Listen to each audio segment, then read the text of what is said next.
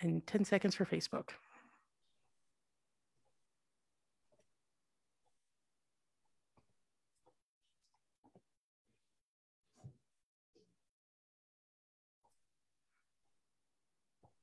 All right, it looks like we're live. Hello and welcome everyone, wherever you are on the four corners of the earth. We are glad that you are here today with us. I am Mary Bell Carlson and I am joined today with Ryan Law. We are both excited to spend some time talking about the American Rescue Act, which just passed last week. And we are going to explain it specifically in the light for financial counselors and coaches, but anyone can learn from it. We're glad you're here today.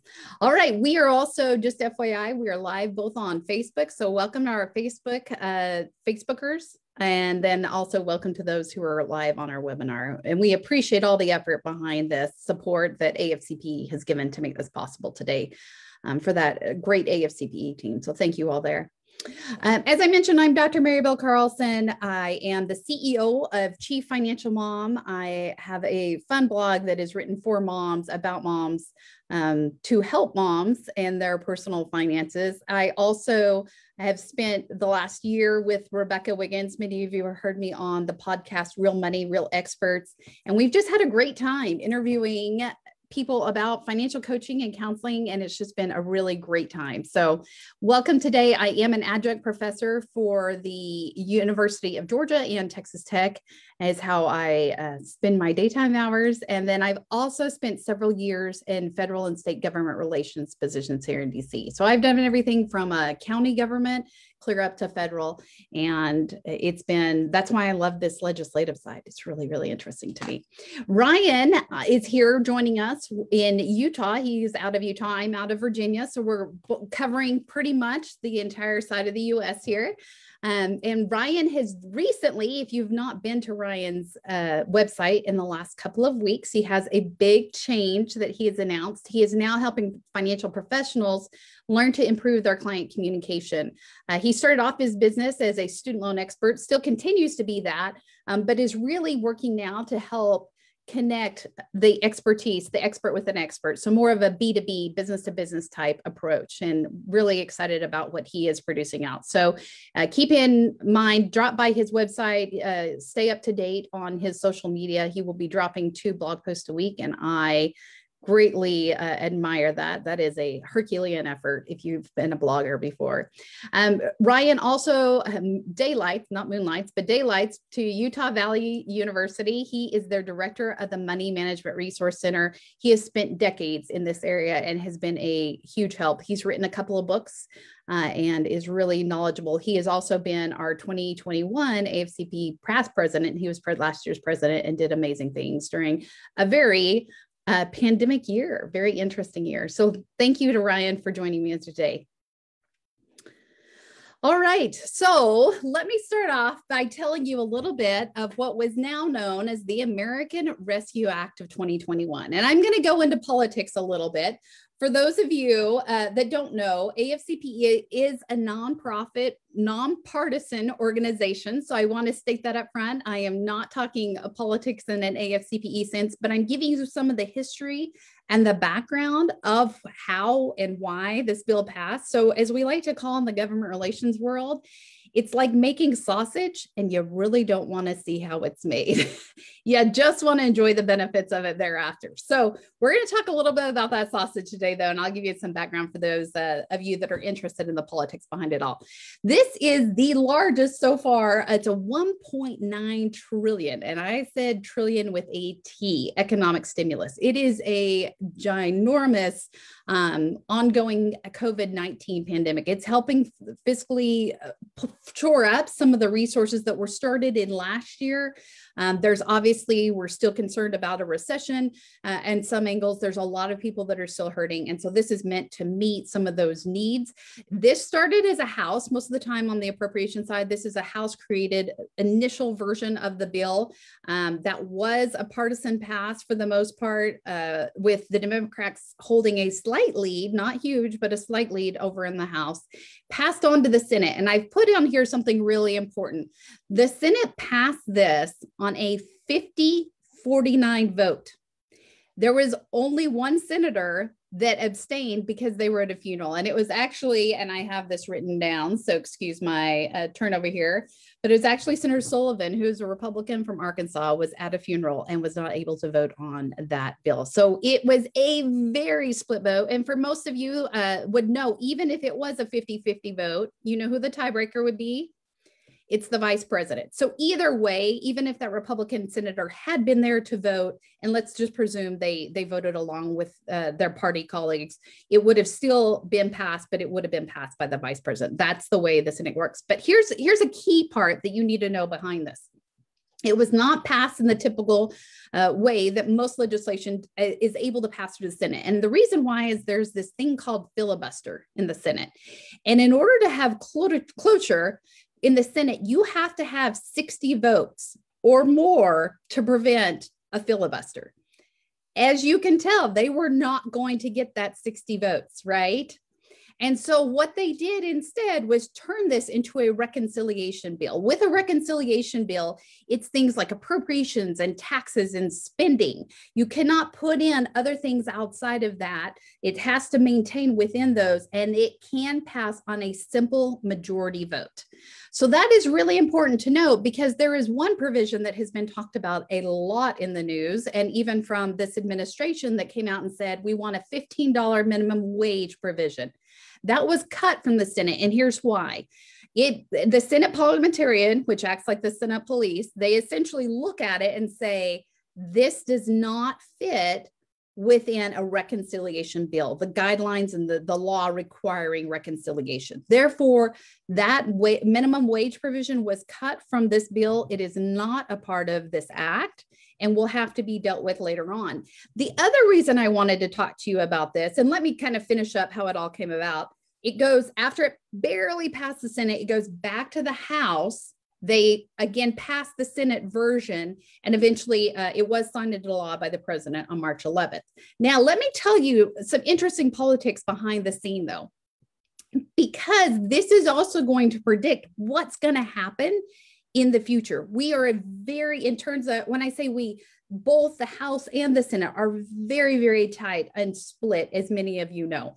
And with that, that means one senator, and in this case, the senator that had a lot of power on this particular bill was Senator Joe Manchin from West Virginia. He is a conservative Democrat, but he came back in and he said, hey, I am not going to vote on this particular piece of legislation. It's actually having to deal with the unemployment. And he said, I'm not going to vote on that. He actually voted with Senator Porter's, who is a Republican, his read of that particular segment of the bill. And so it sent the Democrats scrambling to come up with a compromise that they were able to more moderate. And eventually he signed on with Senator Wyden, who is out of Oregon. And that is how it passed. What that is saying is that any one senator, and you're looking at a lot of the very moderate Republicans and very moderate Democrats, they are going to be the ones holding the most power in the Senate at this time, because every single vote is going to count in this. And as you can see on this vote, one person on either side switching makes a huge difference. Just so you know, there are a couple of independents. The independents most of the time are voting with the Democrats. So those independents could hold some power in there as well. So just keep that in mind, because that is also going to predict, we've got a Biden tax reform that is coming down the pike that possibly could pass. But we know that nothing in this, because of the strong split, nothing is going to be passed in a completely one side or the other. It's going to be how really Congress was set up, to duke it out, to fight it out, and to come back with more of a moderate approach. Now, I am not saying by any means any Republican in here would shoot me and say, this is not moderated. I get that. But it is they are having to go back and delegate. And I think that example with Joe Manchin from West Virginia shows exactly how delicate every single vote is and how much sway every senator has on that. So just to kind of give you some background there, not to talk politics, but to give you more. Okay, go ahead, Ryan. These are the areas, I put this up there because when you're talking about a $1.9 trillion bill, this bill itself was 242 pages long, not the largest ever, but a significant bill. These are all of the areas that are eligible for funding. And right now, even at the state, local level, they are certainly parceling out what cut they get. There's still a lot of unanswered questions from this. So by no means are we trying to cover everything on the slide today. I just want to show you the behemoth that this bill actually is. When we're talking in the trillions, this is a giant of a bill, or I should say act now that it is written into law.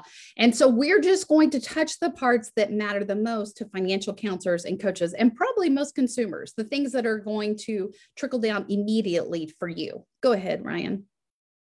Yeah, I know. I knew someone was going to catch me on those airlines. Yes, I can't even say it. Lufthansa is not receiving American money. It's just the clip art that I happened to find. So thank you, someone, for catching me on that. All right, so let's talk about the big elephant in the room that everyone has cared about. If you've searched Google over the last year, probably the number one search thing over the last 2020, 2021 has been stimulus checks. Everyone wants to know when they're getting their stimulus checks. So these are the largest stimulus checks that you have seen. They are $1,400 a person. And there's some significant changes in this versus the CARES Act and versus the legislation that came out last December, more than just money. And let me clarify here, because this is going to be very important for you and your clients, is it qualifies now for all taxpayers and all dependents. As you know, all of the 2020 legislation that went through, if you had a high school senior who happened to be 17 or 18 years old, or you had a college student who is still your dependent, and we're keeping in mind, all of these are dependents, when you had those come through, or you took care of an elderly parent, they were not considered dependents. I shouldn't say they weren't considered dependents. You were not given money for their care. So this is the first time that we are seeing stimulus checks for those older high school seniors usually, and any dependent college kids that are still left on the parents, or any for elderly parents as well. So this is a big deal to a lot of people who had not received any money for their dependents in 2020. So this is what it means. It's not limited to that under age of 17. The only thing here is they have to be a dependent on your tax return in order to receive that check. That is great news for people who are caregivers. And keep going, Ryan, you're good.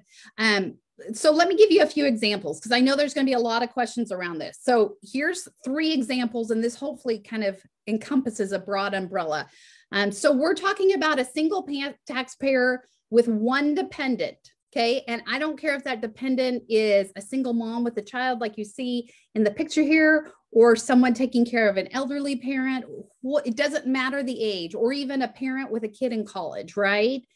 In that case, it's a single taxpayer, one dependent. That's 2 people times $1,400. They're going to receive $2,800.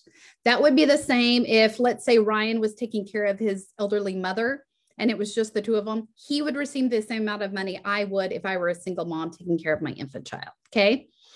The second example that I want to give you, and this is where a lot will fall in, is a married filing jointly to taxpayers. So we're talking about 2 taxpayers in this situation with 2 dependents or 15 dependents. If you have 15 children, and by the way, this was not included in a lot of the 2020, it had a limit on the number of children you could claim as dependents. That is not true in this version of the act. This one, it is regardless. If you have 15 children and I know that's an extreme example, but if you have all of them as dependents, you receive 17 times 2. In this case, we're saying the picture here is 2 taxpayers, 2 dependents. The rebate of this case would be 4 times 1,400 is $5,600. Honestly, if you have 9 kids, we have friends that have 9 kids and they have 2 taxpayers, they're going to receive about $15,000. It's significant for larger families. So that does make a difference and is different from what it was last year. The third example I'm going to give you, let me go back real quick.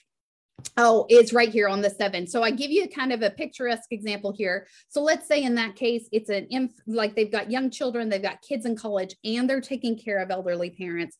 It covers all of that, right? So it just depends on the number of dependents you're claiming on the tax return. All right. Thanks, Ryan. The difference this year too are these lovely things called AGI limits, right? Adjusted gross income is what that stands for. And this is going to be based on a couple of things. It's your 2019 tax return, which at this point, most tax filers have filed a 2019. Or if you've been like ahead of the curve, it's going to go off your 2020. It's whatever is the most recent tax return you have on file. We're going to talk about some planning techniques I can give you in just a second. But this is going to be based off one of these two returns, depending on which one you have on file as of today, or whenever that check is cut. Some of you probably have already received that money. So if you are in order to get a full payout, so the entire $1,400, if you are a single filer, you need to earn less than $75,000, head of households $112,500, or married filing jointly only $150,000. Now, depending on what part of the country you live in, that could be a median salary in your area or quite a lot. But this is federal again. So it is not, there's no COLA attached. It doesn't matter if you live in New York City or if you live in Manhattan, Kansas, which I love. But there is a big difference between the Manhattan, Kansas and the Manhattan, New York, right? But it doesn't matter where you earn that. These are going to be the phase outs. The other thing is the ranges. So remember the phase out, it starts here and then it cuts off at the top of that range. But let me tell you a little bit right now.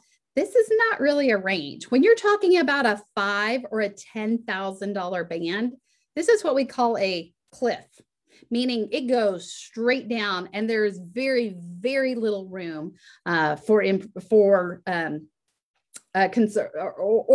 discretion here, right? And so what happened last year is most of what we saw, and let's talk married filing jointly for a second. So the bottom end of that range, the $150,000, was similar to the number we saw last year, but the top end was $200,000 last year.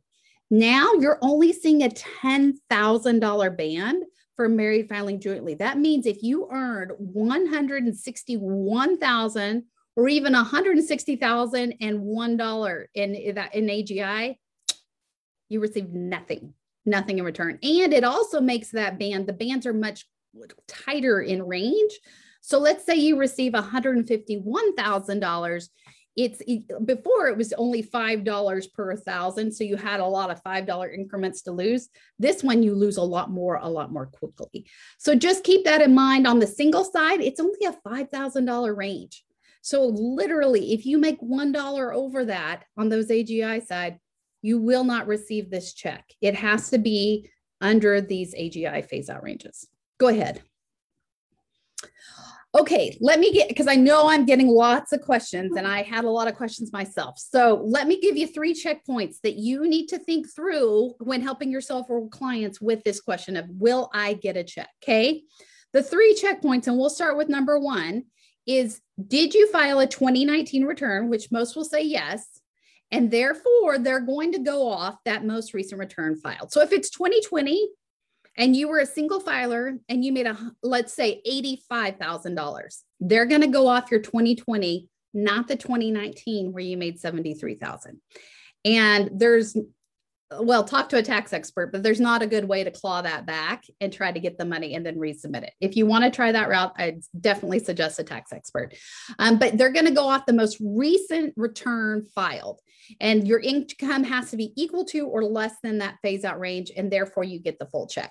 So if you are good at checkpoint 1, yes, you will receive a rebate check. And if you only have 2019 income and your 2020 income, most people it went down, but some it actually went up in 2020, you may want to slow walk that 2020 return until you get the money. So the IRS is not going to come back. Let's say you file in May of this year. Now the new date is May 17th instead of April 15th.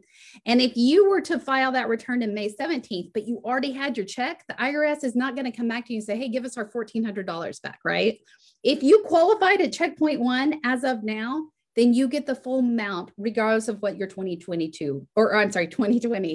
return happened. Okay, so let's go to checkpoint 2. If you have not filed your 2020 return, but a lot of people, their income went down in 2020. And so if your 2019 income is higher than your 2020, your 2019 income might take you out of the running, but your 2020 income is lower than the threshold. You might get a partial check. And so in this case, let's say that you have, let's go back to like a Ford dependent. You would not receive a full check if you made $155,000 in 2019, okay? You would receive a partial check. But then if you made, let's say 145,000 married filing jointly in 2020, then that means you will get a check, but you're going to get 2 checks this time. So the first check is going to come sooner rather than later, but it's only going to be a partial amount. And then if you file by what we're calling an additional payment determination date, which is now August 17th, since that has been moved to May 17th, it's 90 days after the change in date, or September 1st. So it turned out to be August 17th. You have to file before that date your 2020 taxes. Now, big implication here. You business owners who typically wait till September 15th filing deadline, really bad idea this year. Because if you wait till August 18th, you will get nothing back. You have to file before this date if your 2020 income is less than your 2019 in order to get that second check. And that's called a recovery. Rebate is recalculated, and then they send that back out. And we keep using check. I'm going to talk about different ways IRS, but you get my point. You get my drift there.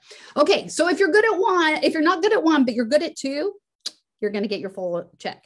Now let's talk about, you didn't hit 1, you didn't hit 2. Let's talk about number 3. And this one is very unique because you do get a recovery rebate tax credit in 2021. So this is where the planning part comes in a little bit. If your 2021 AGI is less than either your 2019 or your 2020, and you're going to be below the phase out. So think here, if I'm going to make more, or if I make less, or if I could make less in 2021, then I could actually get a rebate down the road when I file my 2021 taxes and apply it to my 2021 as a tax credit.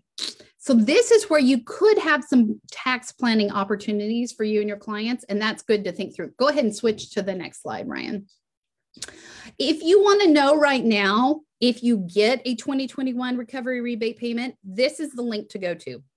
You sign in, you put in your social, you put in, it is the IRS website, you put in your date of birth, and it says, I will cut you a check, or here's the date it was sent. Some of you have already sent it in your bank account, but if you're wondering, don't call your bank, don't call your accountant. They're plenty snowed under. Just go find out for yourself right here. Go ahead and turn the page, Ryan. So let's talk about a few planning ideas for this 2021 recovery rebate. And before I start this, I do want to emphasize, I am not a tax or accountant. I am not a lawyer. And so please, before giving this advice to any client, make sure that you are speaking, or for yourself, that you speak to the appropriate individual. But very generally speaking, here's some very broad ideas. Could you lower your income in 2020 compared to 2019? Or I'm sorry, let me try this again. If your income in 2020 is less than 2019, you want to get that thing filed. I keep saying that, but I can't emphasize it enough. It's super important you hit that deadline this year, or you will not. I mean, think about the family with several kids, right? You're talking possibly tens of thousands of dollars in significant amounts for many people. If and I gave this example already, if you had more income in 2020 than you did 2019, slow walk that return, still get it in on time, but slow walk that return or extend it so that you are getting that refund back.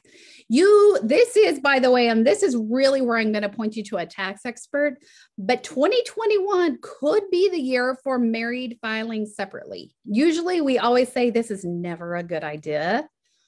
Well, there's always the always and the nevers, right? Nothing is always or never. These are one of those very unique situations that it could be a good idea to file married filing separately. If you have a client, I would highly, highly, highly recommend that you go to a tax professional with this and they run some numbers for you, because there's a lot of things that you will miss out on married filing separately, but the credit is actually significant enough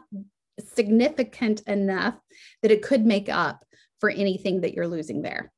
And then, of course, there's some additional time off, and these are good things to talk with your accountant or a lawyer about, but it'd be extended vacations. Maybe you're a small business owner and want to make extra retirement contributions, some ways to get that income back into those ranges if you're on the border or you're close.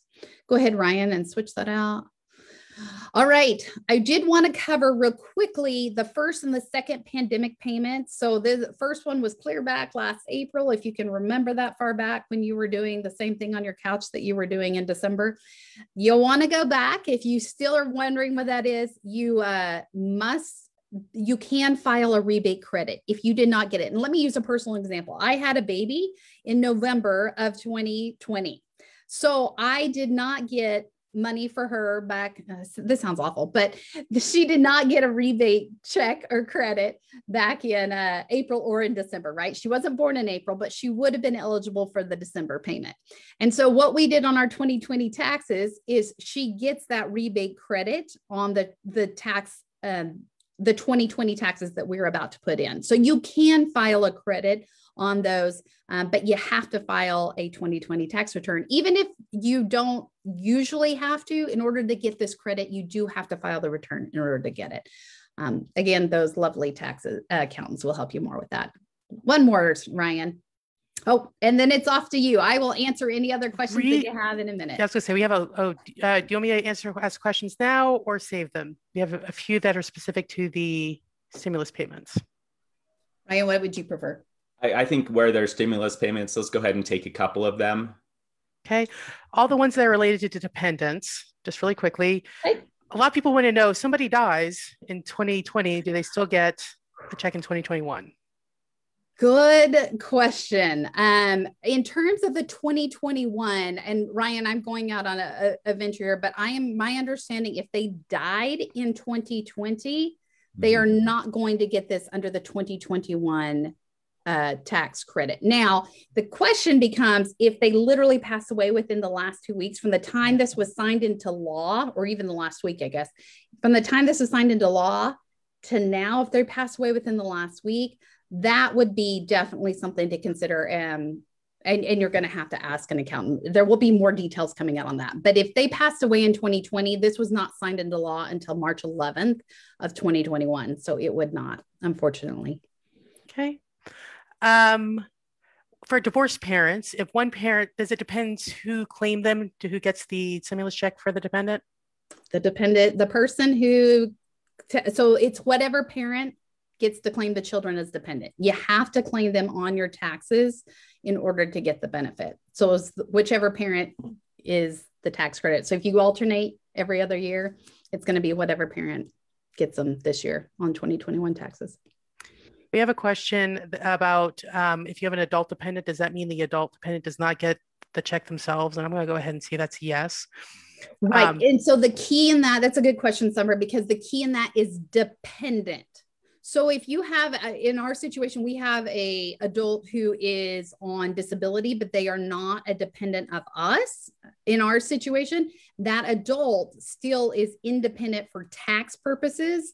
Therefore, they still get that check. And by the way, that is true for people on Social Security. It's true for people on disability or any kind of other government programs. They are still receiving these checks. Good question.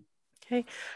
We have a few that are very specific taxes. I'm just going to let you guys know I'm not going to be passing those questions on. Yeah. But I will ask this one. People are being born all the time. How does the birth date affect this check? Oh, good. Okay. Well, I'll give you, I just told you my example. So in my daughter's case, yeah, she was being born in November. So she does not get the April check because she was not born in April, but she got the December one. We were able to file that on our 2020 tax returns. Again, all of this is predicated by when this was signed into law. And that would be true for both the death as well as the birth. And if you have very specific, I would check with the tax accountant if you're kind of in a bracket somewhere in there that you're kind of wondering. But by far and large, if the person was born or had died by that date, if they were born, they get the check. If they had died, they wouldn't get the check. That's a rule of thumb. Ryan, go ahead. Yeah, I thought that it was their whatever they were on December 31st. So like, I think when you file your 2020 taxes, you may get that April check because by December 31st, your daughter would have been born. So I thought it was the date by the end of the year. I could be wrong on that. Again, check with I'm not an accountant either. I'm also not a lawyer, regardless of my last name. So check with your accountant, but I'm pretty sure that it's there at whatever age they are on December 31st. Thank you. And that's why we do this as a team, folks, because Ryan makes up whatever half I don't get. Okay, Ryan, I think it's time to turn it over to you. Okay. Awesome. Yeah. So the stimulus payments, huge portion of this, but the child tax credit is another big one that could make a real difference for a lot of people when it comes to filing their taxes and what that's going to look like for next year. It's important to note right up front, this is a 1-year change on the child tax credit. We'll talk more about that as we get into this, but right now, this is a 1-year change. So these are the 5 areas that we're going to go over. And just this is the only slide I'm going to have about age. So in the past, the child tax credit has always been for those 16 and under, which always threw me off because as kids get older, they get more expensive. So I never understood why they cut off the child tax credit, just as your insurance is about to double for your car insurance and all these different things. But regardless, this 1 year, they have changed it. And for that, I am really grateful because my oldest daughter turned 17 this year. So it's going to work out very well for us. So as long as they are 17 or under on December 31st of 2021, then you will get this child tax credit. So we'll go through all of these other bullet points here or slides here.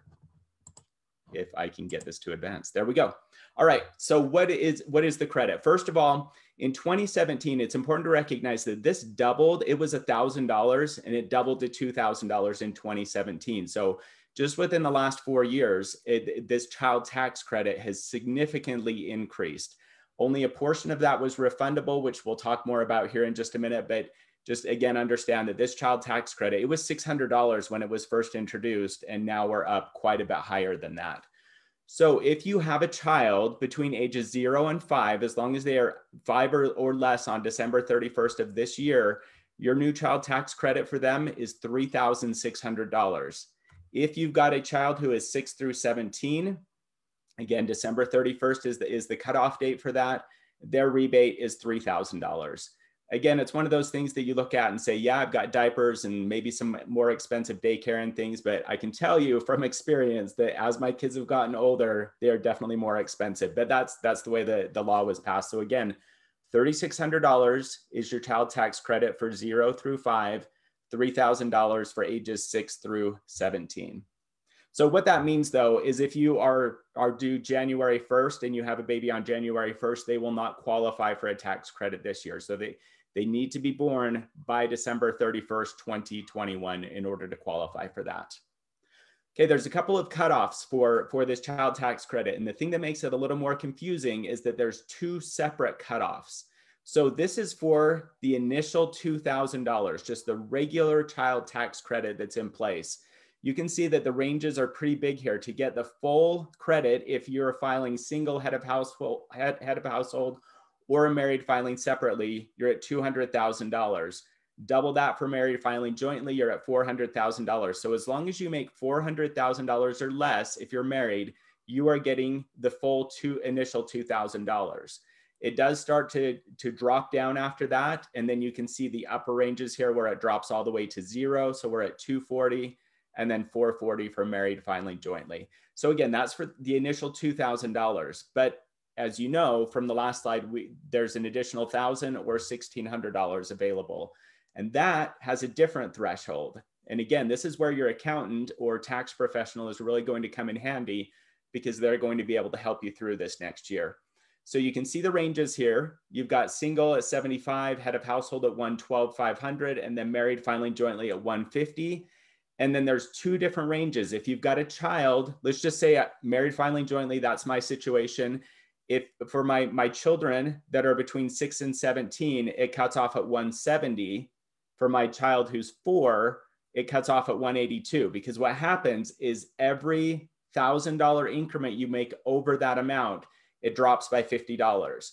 So you can see there's a lot of moving parts here. I don't want to get too deep into the taxes here, but you can see there's a lot of moving parts in order to get the first full $2,000 and then the additional $1,000 or $1,600 for those children. Okay, let's talk about what it means to be refundable. So when the Tax Cuts and Job Act was passed in 2017, they made $1,400 of that child tax credit, that $2,000, they made that refundable, which means that you can actually get back more than you paid in taxes. So you can have I'll go through an example here in just a minute. So 100% of this new one though is refundable. The entire $3,000, the entire $3,600 is fully refundable. So again, that means you can get back more than you actually paid in. So here's our example. Somebody is married filing jointly. They've got 3 children, ages 3, 7, and 12. So we know that their total child tax credit is going to be $9,600 because you've got $3,000 for the 7-year-old, $3,000 for the 12-year-old, $3,600 for the 3-year-old. If they've got a tax burden at the end of the year of $2,000, excuse me, this child tax credit can actually take it below zero, where they get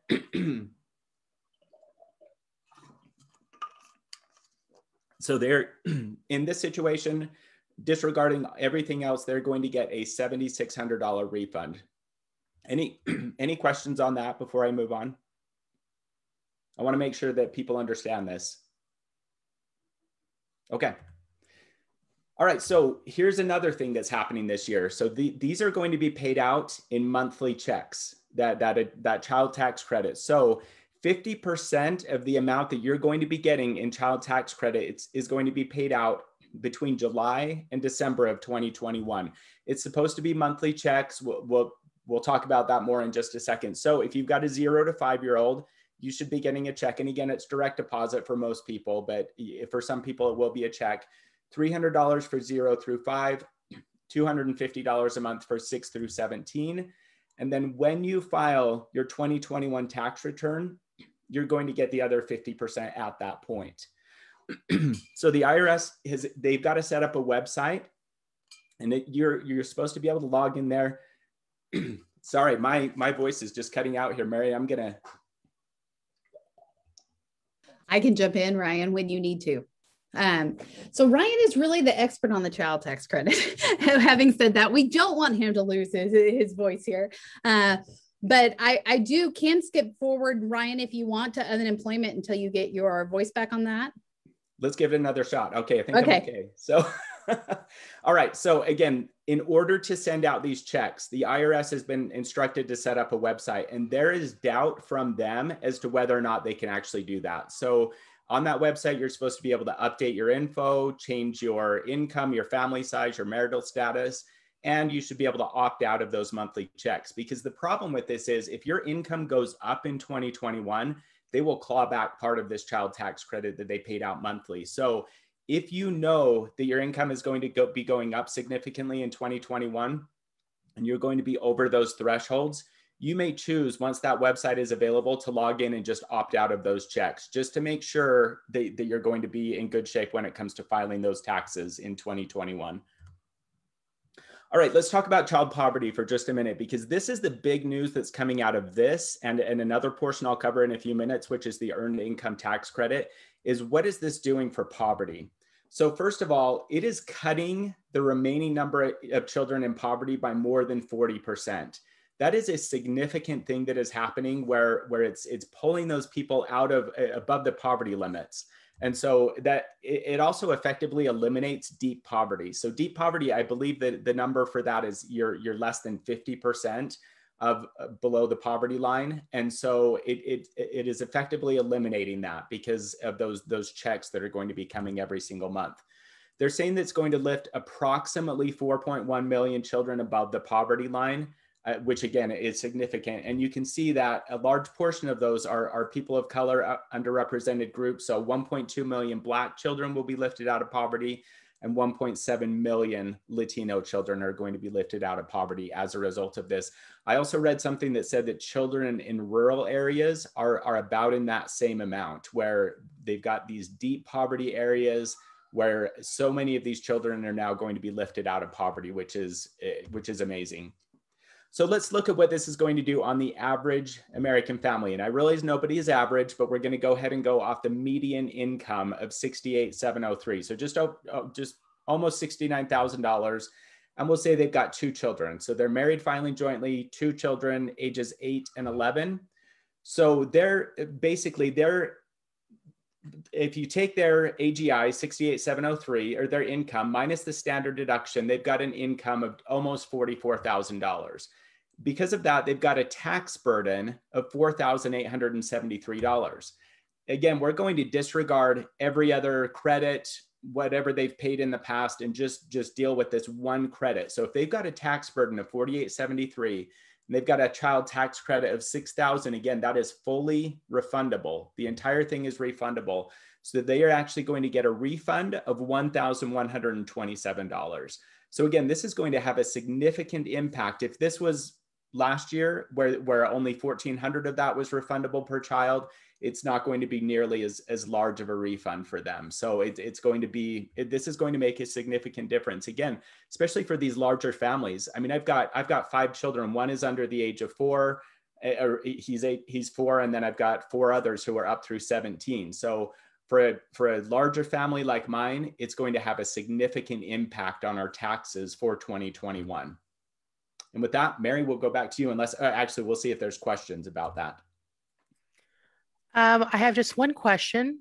Does everyone need to sign up in the IRS website for the monthly child tax credit deposit, or is it done automatically once you file your 2020 taxes? Yeah, good question. It's supposed to be done automatically, but again, there's a lot of questions as to whether or not, even the IRS has said, we have no clue how we're going to build this system and how the IRS has been, they've had to work really hard to figure things out over the last year to get all these checks out and to get these direct deposits done. So they said that they are going to work on it, and their goal is to have it done by July. But they said, I read an interview where they said, look, if it's August or September, we'll just make sure you still get the full 50% by December 31st. So but you should not have to sign up. It should be done automatically. You want to keep up with that if that's going to pertain to you, which it will pertain to most people. So keep up with that. Check on that website when it comes out. We'll try to update things as well as we get more information. So keep an eye out for that. Okay, a couple more just came in really quickly, hopefully. Okay.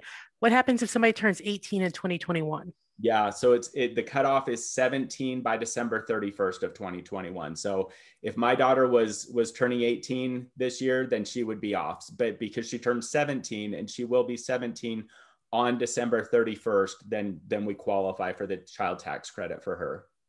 Okay, and then just to confirm, the $3,600 child tax credit is for which tax return? That is for your 2021 tax return. So it's this year right now. And again, this only applies to this year. This will probably be made permanent. That's one of the things that the Democrats are talking about, that they want to make sure that this child tax credit becomes permanent. But this is for 2021. So when you file these taxes in April of 2022, that's when you'll get the other 50%. Or if you opted out of the checks, you'll get the full 100% at that point.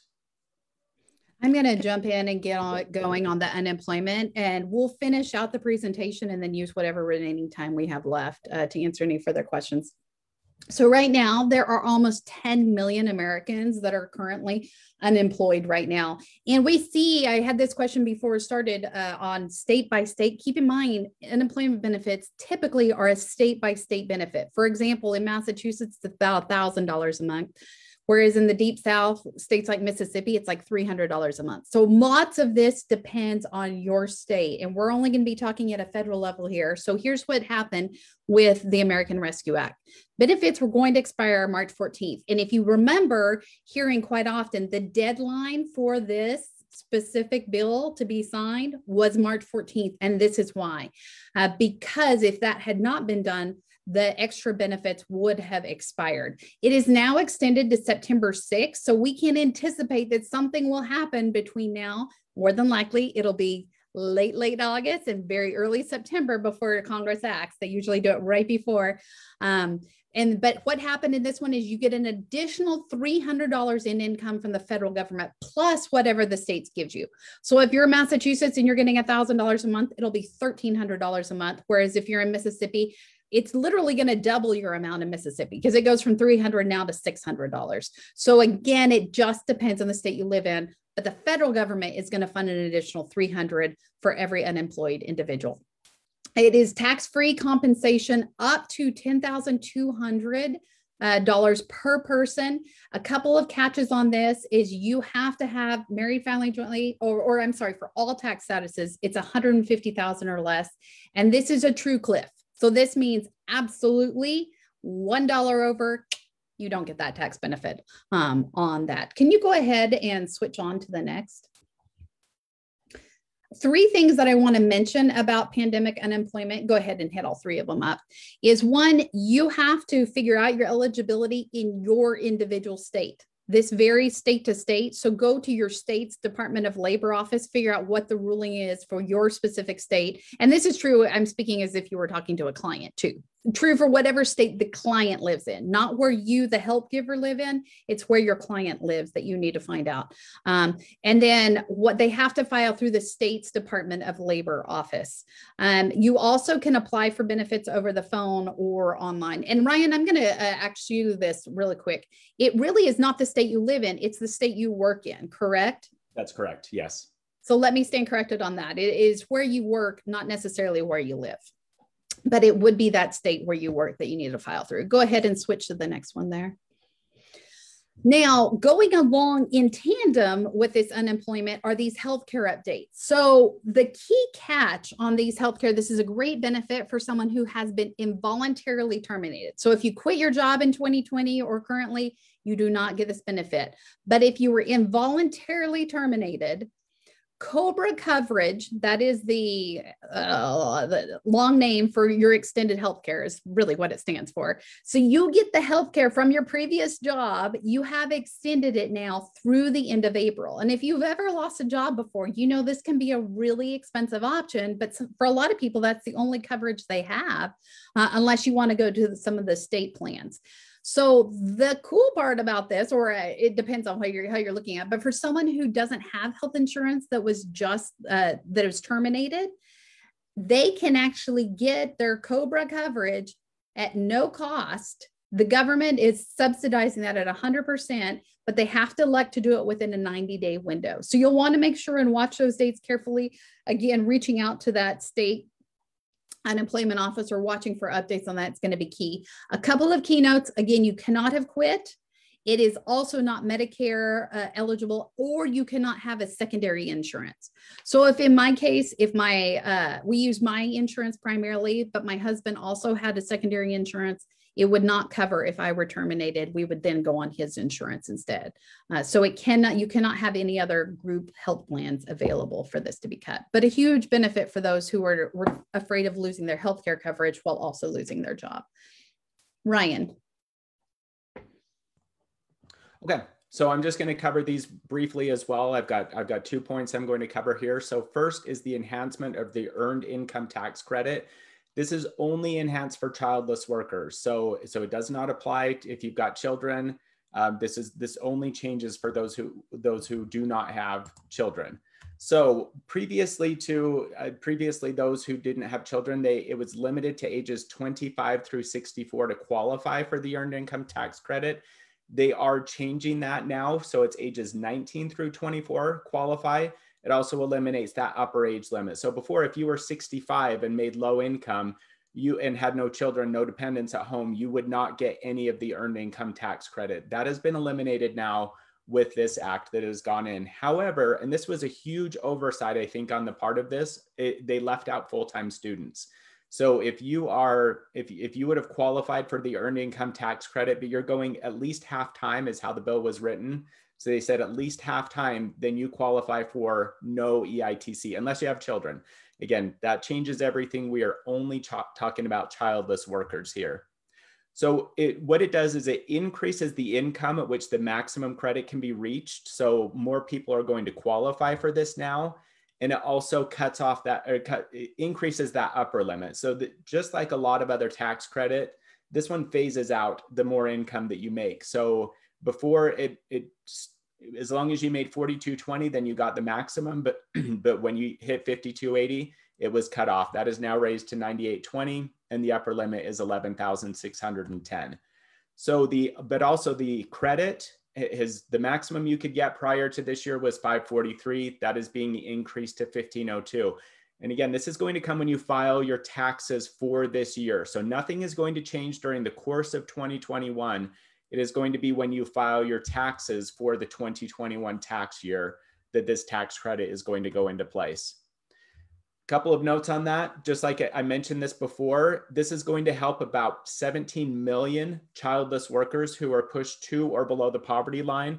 We'll run through a very quick example so you can see what that looks like, but 2.8 million Black families, 2.8 million Latinos, 678,000 Asian American workers, all of them are going to be pushed above the poverty line because of this. They say that the top occupations that are going to benefit are our cashiers, our food preparers, servers, home health aides. Those are the main occupations that are going to be lifted as a result of this enhancement of this earned income tax credit. So let me just do one quick example so you can see how this might work for somebody. Single 25-year-old, no children in the house. If they work 30 hours a week, they're making about $13,700 per year. They're just barely above that poverty line. They're a few $100s above that. What happens though, as you know, 7.65% of their paycheck is being withheld for Social Security and Medicare.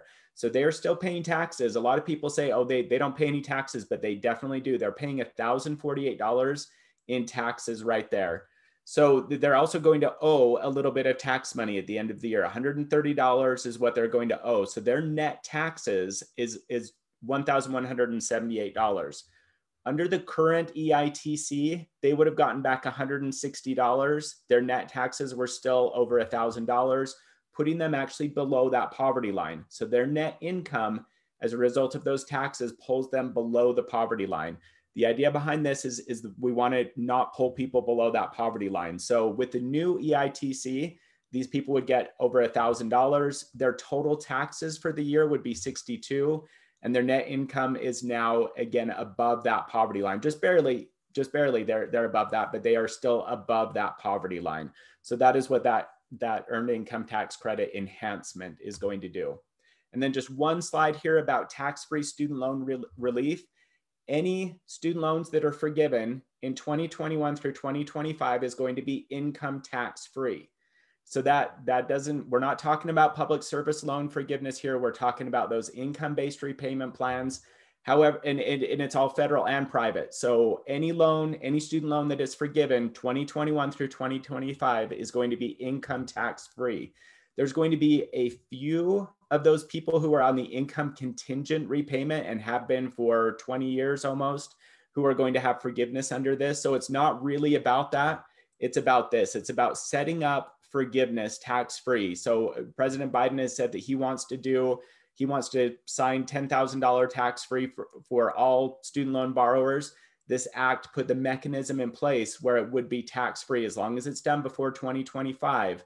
That $10,000, if that goes through and actually happens, 10, 20, whatever the amount is going to be income tax-free. And that brings us to the end. So we've got a few helpful resources here about student loans, about small businesses, because there is additional Paycheck Protection Program money in here. There's additional money for restaurants. There's additional money for bars, different places like that. So those these will be on the slide deck when those are sent out. And with that, we have about 6 minutes left. So Mary and I will take questions.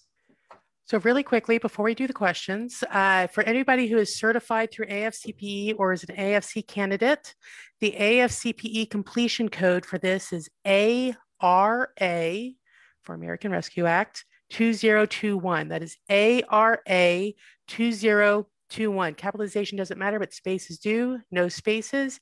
ARA 2021. Okay, first question. Do you know how people will get their COBRA refunded? Their COBRA, this will be from now going forward. So refunded from here back, you'll need to check with it again. It's from here going forward, right, Ryan? Yeah, and it's only if what I read about it, and it was just a brief paragraph or two that I read. I think it's only like April through September of this year. Mm-hmm. It's for just 2 quarters. And basically your employer still pays it, but they get a tax credit. So that's how it's working. So you won't actually pay it. It will be at zero for you. Your employer pays it. They get a tax credit for it. That's how the COBRA is working. But again, it's a pretty short, it's like 2 quarters out of this year is all. And so keeping in mind, it won't go through your taxes. It will all be paid to the employer just to keep that alive and going. Yeah. That's great. We have a couple of questions about entering the completion code. Please just visit my.asb.org. If you have any questions, you can give us a call at 614-368-1055. So just to confirm, because this has come up a couple of times, everything we've talked about today is from this point forward. None of it applies to 2020. It's all about 2021. Yeah. For the most part, yes. For the most part. Yeah. I mean, everything like the stimulus checks are all based on 2021. Earned income tax credit, child tax credit, that's all 2021. And things that are, as I mentioned, things like the child tax credit, the goal of the Democrats is to make that permanent. They want to expand that out because of the effect that it's having on poverty is really the reason for that. So I would anticipate sometime later this year, we're going to see a vote come up on several of these provisions, one of those being the child tax credit. I do want to jump in there though, Ryan. I don't think that this is a definite shoe-in, and I will go back to that 50-50 split that we were talking about at the beginning. So there are a lot of Republican senators that have gone on social media explaining how they were opposed to this. So do not think that it is going to fly in its current format. We're not going to see things rubber stamped through. And again, everything that's going to be passed that is very partisan in this is going to have to be a reconciliation side of things. So it's going to be very difficult to get through. And keeping in mind, those conservative Republicans and conservative Democrats are going to have a lot of sway, because one vote, one way or the other, could really either get something slid along or not. So just keep that in mind. Even though one side may want it, it's so tight right now that we're seeing it pretty close. I've seen a little bit of that on the chat. So I just wanted to make sure that everyone knew that as well. What about military living overseas? How do they file unemployment? Does this even apply to them? If you're talking about a military spouse, the military individual would not apply to. If you're talking about the military spouse, I'd actually have them reach out to Military One Source on their tax side and get an expert on that to help them with that side of it. Yeah. If you're with the military overseas, then you have a job. Unemployment's only going to affect those that don't. Okay, we have a question about forgiveness for past student loans. My understanding is the taxes are forgiven for forgiven loans, but not the loans themselves, correct? Right. So basically what they're looking at, though, is they're looking at eliminating $10,000 worth of student loan debt for everyone out there. So if you've got $15,000 worth of student loan debt, and whether it's through executive order or through a bill, if President Biden signs something that says $10,000 is wiped out, your new balance is $5,000. The tax-free forgiveness would be on that $10,000 that's forgiven, where you would not owe taxes on that. Because typically if you have your student loans forgiven through like income-based repayment or pay-as-you-earn or revised pay-as-you-earn, you're going to owe taxes on that amount. And there's been a lot of senators saying, hey, let's eliminate the taxes that they're going to owe. We've already made interest off of these students. We've already taken money, origination fees off the front end. So let's eliminate at least the taxes that they're going to owe if any amount is forgiven. So that's what we're looking at here. This one may be too specific. COBRA, does that apply to the military, or is it TRICARE continue as long as you are honorably discharged? The latter. TRICARE. So again, if COBRA is usually a private workplace type setup or something through there. If you're military, you're TRICARE. If you're dishonorably discharged, you're going to have to go that through JAG. I don't have a clue on dishonorable discharge, but yeah, everything through military would be applicable to TRICARE and whatever situation they have set up for that. And we've had this question in various forms. What if a stimulus check payment is sent in error? So for example, for a child who is 17 but turns 18 before the end of the year, do they have to pay that back, or is it like last time where they're just like, well, whatever, we're not going to? So that's a really good example. Okay, so for this specific check, it does not matter if they're 17 or 18. So there is no error on that side. So let's use an example. If you had a child that was your dependent in 2019, but they became independent in 2020, and the latest tax records the IRS has on file as of today, as they are cutting checks, is the 2019, then you are going to get that check for that 18-year-old or 19-year-old yourself. It will not go to them until they file those taxes. So keep in mind, if you maybe hit checkpoint number 1, but you didn't hit checkpoint 2 or 3, you still hit checkpoint number one. You're good to go. You get your check. They aren't going to, there's no callback on this. It would be a very unique situation for them to come back and say, give us the 1,400 back. If you hit any one of those 3 checkpoints, you get to keep the money, even if your income was low in 2019 and then raised in 2020, or low in 2020, raised in 2021, you keep the money. The only area where you may see that callback or clawback is on the child tax credit. As I mentioned, if your income goes up in 2021 and you're over those thresholds for the additional amount, you probably want to consider going onto that website once it's available and opting out of the monthly checks, because a certain portion of that could have to be repaid on your taxes. So I, again, talk to your accountant, but I would, in most cases, recommend that if you foresee going over those amounts, that you eliminate those monthly checks and just take whatever credit you get when your taxes are due. Yep, 2 separate things, Sarah. Go ahead. So really quickly, if you guys don't mind staying for 5 or 6 more minutes, we have a few more questions.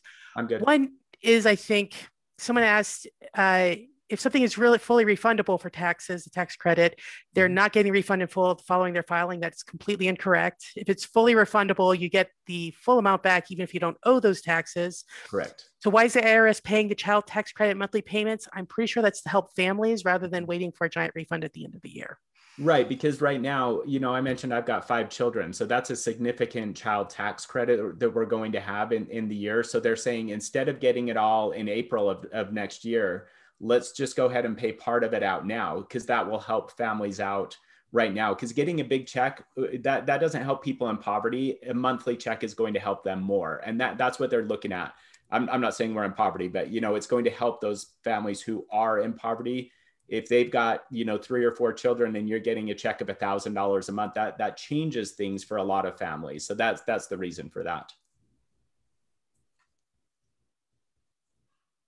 Ryan, can I have one? I see one here that says, should we encourage students not to pay up to $10,000 of their student debt through 2025? I think this is a separate issue, right? That has not been passed. You want to talk about that a little bit, the Biden forgiveness? Yeah, for sure. So it's something that the Democrats have wanted, and they talked a lot about in the early debates. Biden talked about 10,000, Elizabeth Warren and others talked about 50,000.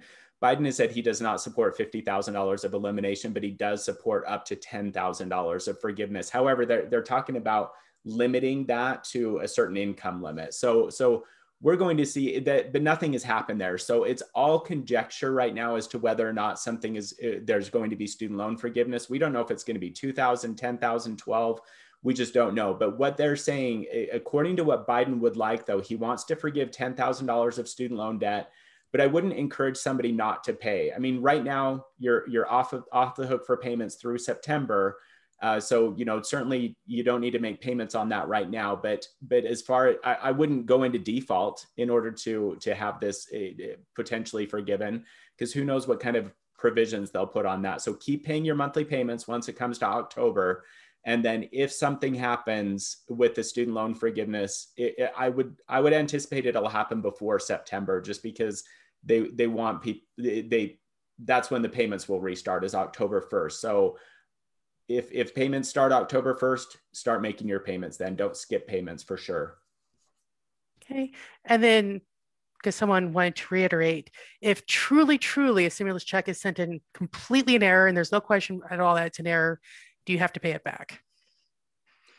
My understanding is actually you did not have to pay it back for the previous checks, and I thought it was the same for this one, but I mean, an error, like they send an extra 1,400. Is that what we're looking at? Like you qualify for 14 and they send 28 or something? Is that in this particular case? It was that somebody filed for a child as a dependent 1 year, and the spouse was going to, or the ex was going to file in the next year, but the check was already sent for the first one. Then what happens in that case is whoever got the check gets to keep the check. There will not be a check coming out to the new spouse. And that has been answered in several ways. I think you're right, Summer. There's been a lot of questions. So these errors, it's just going to be whatever tax return they have on file right now is going to be the one that they are going to use. So whoever claimed that person as a dependent will be the one getting that check. And so there is no error on that side. That is just where the check's going to go. And we're out of questions, which is pretty All exciting. Right. We answered everyone's questions. I think we got them all. If you guys asked questions in the chat, I might have missed it. Sorry, but I think we caught everybody. Thank you guys so much for this webinar. It was incredibly valuable. And thank you all for attending. And I hope you all have a great day. Thanks, everybody. Bye.